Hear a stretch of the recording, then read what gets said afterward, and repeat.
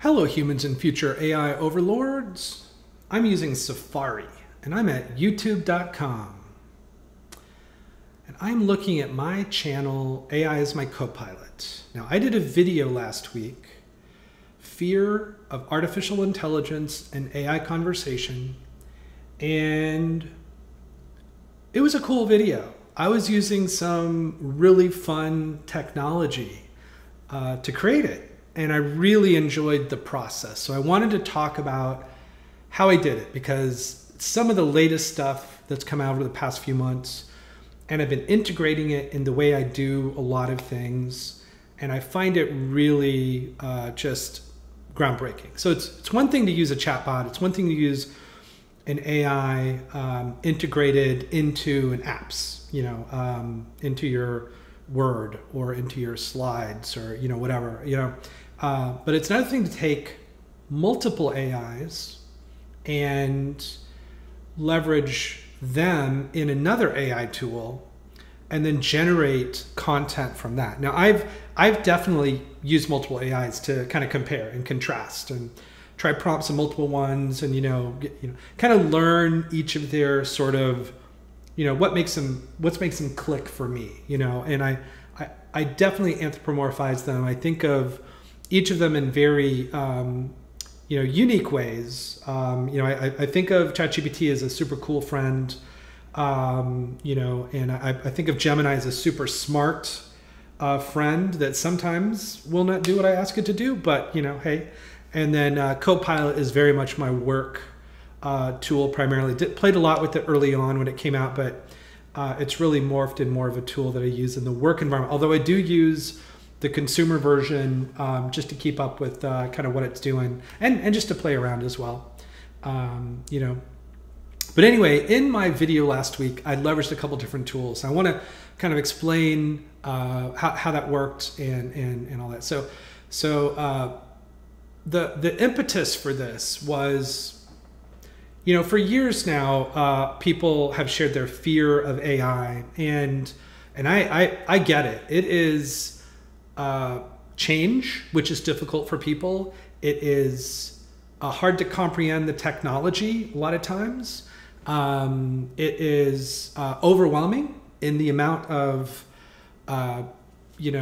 information and media reports and hyperbole and excitement and research. I mean, there's so much going on, and then, movies that we've watched, if I had $1 for every time someone talked about Skynet or the Terminator or, AI's taking over the world or iRobot or, it's a little much, it's like, hey, there's Hollywood, and then there's reality. So don't get me wrong. Science fiction inspires reality. Reality inspires science fiction. It's very interesting, dynamic. But anyway, so what I did to create this YouTube video was initially I used my core tools, and I'm a big fan of Gemini. I do Gemini Advanced, and I basically just asked it, to research how to address fears people have for using AI.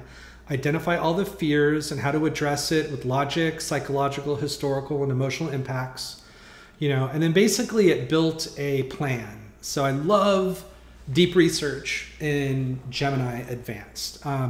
So it built out a research plan, and then, did a lot of searching of different websites, using agents, and then came up with this really great final report, with excellent, tables in there and, lots of great, citations, some excellent, excellent, well thought out research that would have taken me so much time to do, like so much time. It's just crazy. Here's a lot of the sources in the report. So a truly amazing experience.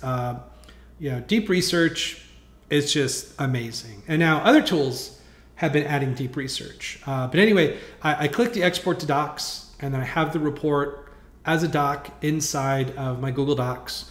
and it's right in here with all the content and all that kind of stuff, which is great. And then of course I use ChatGPT. I'm a big fan of that, you know, longtime user. You know, it's the OG, it changed the game, you know, respect totally. And I love the personality that I give it. So it's a lot of fun to use. Anyway, in this tool, they have deep research as an option as well. You know, and I love how it counts down how many times you can use deep research, you know, in a given month.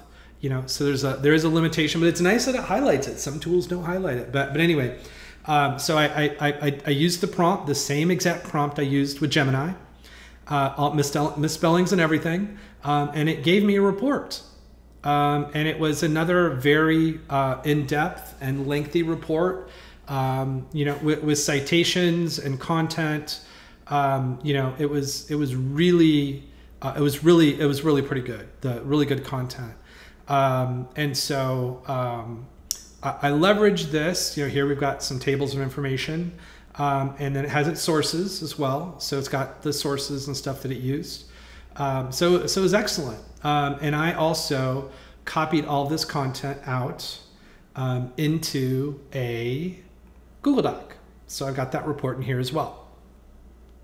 Now I also went out to Claude by Anthropic. I use this one intermittently.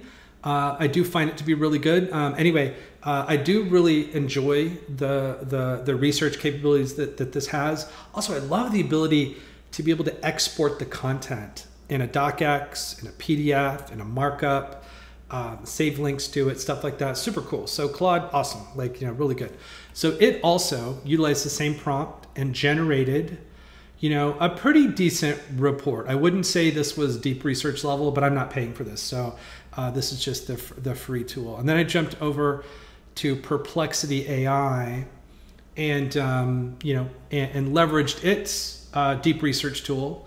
And it did another really fantastic amount of research, leveraging content and you know, resources and a decent, you know, export option and stuff like that. So pretty good. I have to say, I'd say Gemini and ChatGPT are my two favorites. Claude and Perplexity AI is probably my third, and then Claude is probably the least. But I'm not paying for. I'm paying for Gemini. I'm paying, you know, for Gemini subscription and OpenAI ChatGPT subscription as well. So, you know, get access to more tools. You know, so it's a little bit unfair. But anyway, I leveraged all four of these, and then what I did was I went into Google Notebook LM. And because I'm a Gemini subscription, I get the plus access, which is awesome. Thank you, Google. It's great, you know. Anyway, so basically I went in and you could add resources to Google Notebook LM. So basically I've got links to PDF exports, Google Docs. I've even pasted text in from some of these chatbots. So these are the four tools, the four outputs. And then basically you can come in here and have a conversation. But what I like to do is I like to generate a mind map. And the mind map is just a stellar visual. And I really enjoyed really perusing this. And I love how it breaks down all the issues. And you can dive into the deeper issues and then have a chat. You know, it pulls the content together. So it's a very dynamic experience, and you can, you know, chat with the content. And I just love this concept. So I'm leveraging 4AI's deep research capabilities, aggregating it into Google Notebook LM. And then Google Notebook has the ability to synthesize and provide additional content. So you can generate a study guide, generate a briefing doc, generate FAQ, generate a timeline. So I did that. I've got the like the timeline. You know, I've got, you know, some of the different notes that I created as I used the tool. I've got the study guide, you know. Anyway, some awesome stuff there. Some really awesome stuff. I feel like this is next level. You know, if I was a student today, I would be using this for so many things. I wish I had this at work. This would help aggregate a lot of like complex stuff that you have to do kind of manually. But anyway, but this tool is amazing. So one thing that went viral last year was this ability to generate a podcast. So you can go into the audio overview and generate, this. So I was able to go into it, and I gave it a little bit of guidance, as far as like I wanted it to talk to the human fears, to be compassionate and understanding and stuff like that. And it did an amazing job. Created a 24-minute, male voice, female voice interaction. And I do have to say, I listened to it myself a couple times beyond, after I published it in YouTube, and I was really blown away. I mean, just wow. So I'm taking 4 different AI tools, aggregating them in Google Notebook LM, then leveraging the AI capabilities inside of Notebook LM to dive deeper into the content and essentially break it down into different learning tools that I could leverage, but also creating a podcast. I'm a visual learner, audio learner as well, but visual learner. So that's why I love the mind map. But the and I do like reading a fair amount, but sometimes it can be a lot. But in that you could build an audio overview that lets you explain complex content in a conversational dialectic, I feel like is next level. Like I love, it's one thing to listen to one person chit chat about AI, it's another thing to listen to 2 people talk about it together. And I found that experience to be so dynamic and far more engaging than listening to a single person. So I really love this, but they have this interactive mode feature in beta. So I thought, I wanted to talk about, the process, the tool, so, I mean, like you could do this with anything. It's pretty amazing. Anyway, but let's just have a conversation with the AIs here. So I'm going to click on interactive mode. Hello, how are you? Whoop. Okay, it looks like I'm not able to join. Okay, there we go. Sorry. Welcome to the deep dive. Today we're tackling something I know is weighing on a lot of minds, maybe even yours. The growing public concern about artificial intelligence. Yeah, definitely. It's easy to feel a sense of unease when we hear about these rapidly advancing technologies, and this deep dive is really all about unpacking those anxieties. Mm-hmm. Our mission isn't to dismiss those feelings, right? But to move beyond the general worries and, really dig into what's fueling them and what a more informed perspective. Hey there, want to share your thoughts on this? Yeah. Hey, I'm curious, how does the potential for AI to operate autonomously contribute to humanity's fears about losing control? That's a really insightful question. What's fascinating here is how that potential for autonomous operation really hits at our fundamental desire for self-determination. Okay, let's unpack this. So when we talk about AI making decisions on its own, it understandably triggers a feeling of unease, that sense of our agency being diminished. Exactly. Our sources highlight this anxiety as tapping into a core human value. We want to be the ones in charge of our lives and the decisions that shape them. That makes perfect sense. It's almost like we're hardwired to want to be in control. Precisely. And the idea of handing over critical decisions to something that doesn't have our same values or understanding can feel inherently risky. So it's not just about practical control, but also about a deeper sense of who we are and our place in the world. Absolutely. Now, hey, yeah, what's up? Hey, awesome response earlier, but to my first question, but what are the implications of AI reaching a level of general intelligence, and how does the uncertainty surrounding that impact human perception? That's a fantastic follow-up question. The implications of AI achieving general intelligence are certainly vast and contribute significantly to that feeling of uncertainty. Okay, let's unpack this next level of concern. When we talk about general intelligence, we're moving beyond AI that's good at specific tasks, right? Exactly. We're talking about AI with the capacity to understand, learn, and apply knowledge across a wide range of tasks, much like a human. And that's where a lot of the bigger, more far-reaching anxieties really take hold, I imagine. Precisely. Our sources touch on the fear that such advanced AI could potentially become uncontrollable, posing an existential risk. That idea of losing our top spot, so to speak. Yes, that anxiety taps into our deep survival instincts.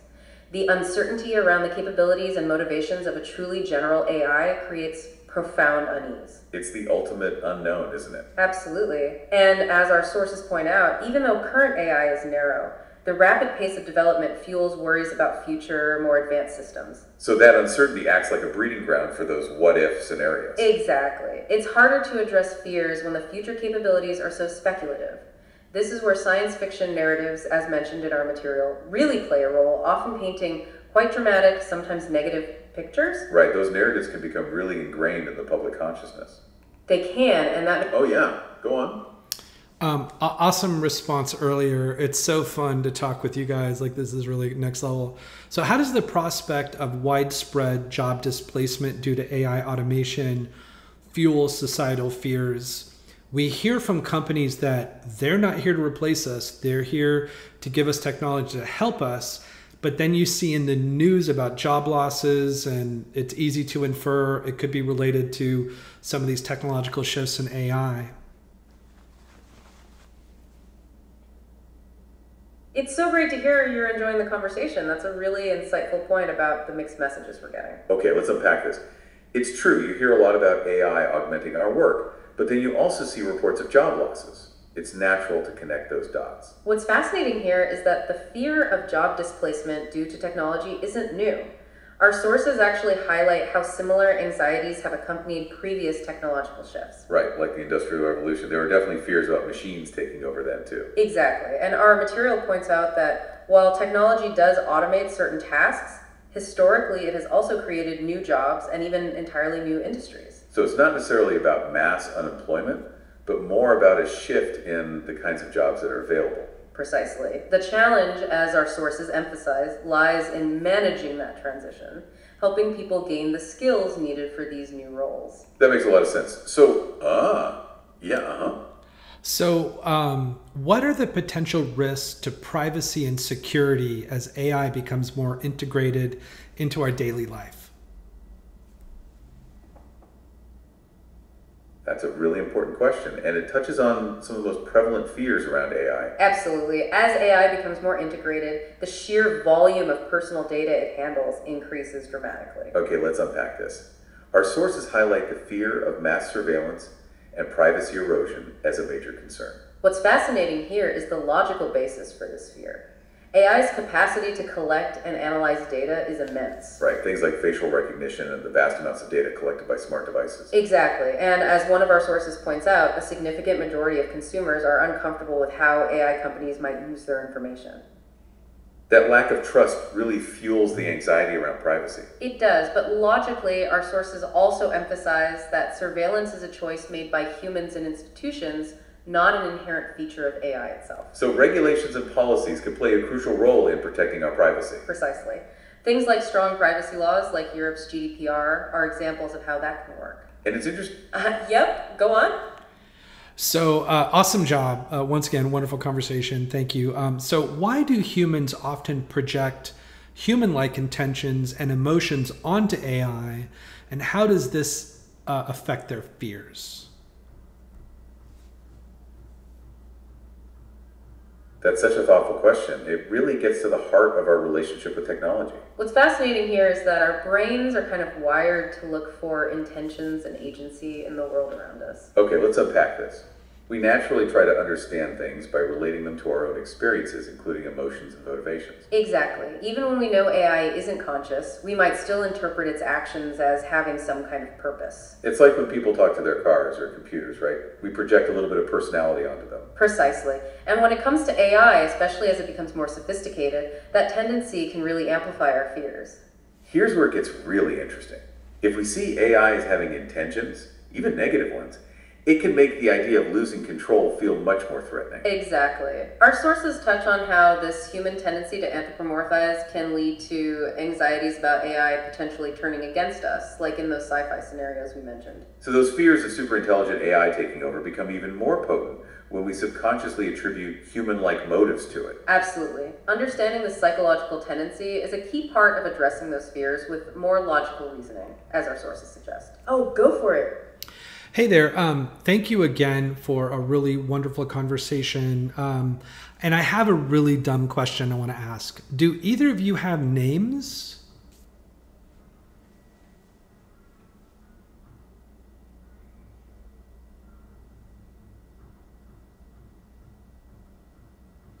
That's not a dumb question at all. We appreciate you asking. Yeah, it's great to connect with you on a more personal level. I'm Alex. And I'm Sarah. It's a pleasure having you with us. Now that we've cleared that up, let's get back to it. Picking up where we left.